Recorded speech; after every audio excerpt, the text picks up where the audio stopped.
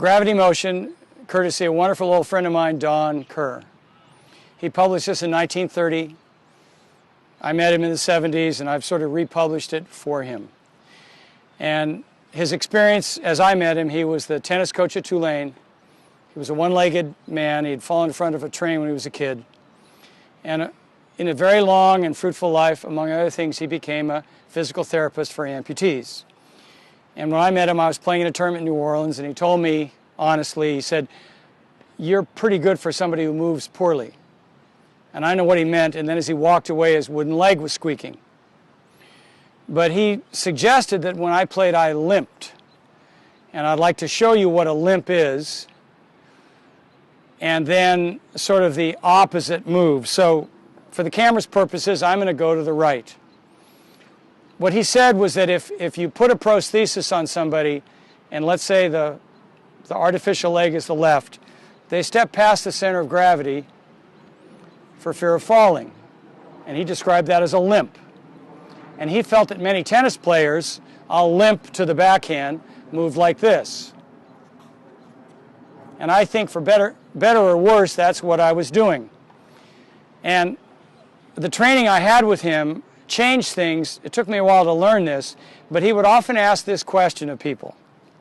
He'd say, and I've done this at a lot of tennis conferences with unusual controversy, as seems to follow me.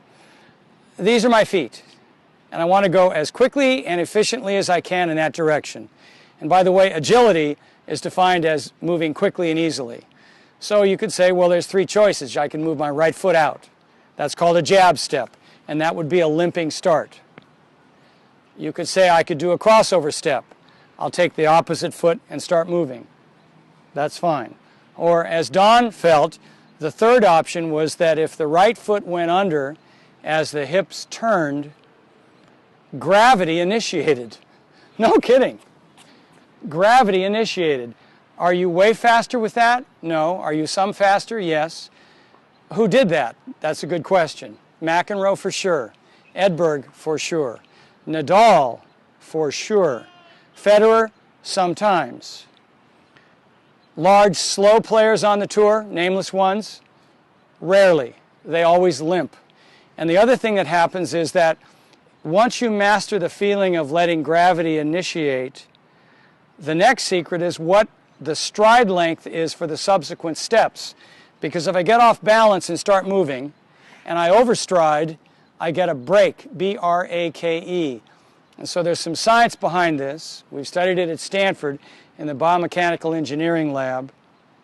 I presented at the USTA with mixed results. But what happens is, walking is falling. And if you've ever hit your head, or if you ever walk through a plate glass window, you always hit your head, you never hit your knee. And running is actually falling more. And I think in tennis, there's balance and imbalance. And I think the movement is about imbalance, and the arrival is about balance. The movement is about imbalance, and the arrival is about balance. Now, if I'm selling this idea, it's free. The way you practice is to do two things at once. You must get the lead foot out of the way. It's in the way. And I must turn my hips simultaneously. You could call it a drop step. You could call it a floating pivot. You could call it dynamic imbalance. Even in a journal article, it was called, I'm sorry about all this, excursion of mass. But I like that, because excursion of mass implies no one was doing it, gravity was. And I think as you experiment with stuff, the coaches in my world would always say, when you see the ball coming, turn. Okay, so I could turn in one of two ways. Here's a turn and a crossover step, and here's a turn with a gravity move. But as I know the game, the first thing I want to do is orient myself one way or the other to the ball and feel whether my feet are in the way or my feet are out of the way. Don Kerr, lifelong friend, many other projects, worked with me on the serve, but when I was his student and I wasn't paying attention, which I often do, I can still remember he'd sort of pound on his wooden leg and say, you know, you're not listening. You're not listening.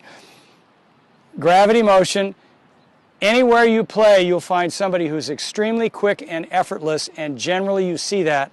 And you'll see many that are effortful and slow, and you'll see the opposite. You will.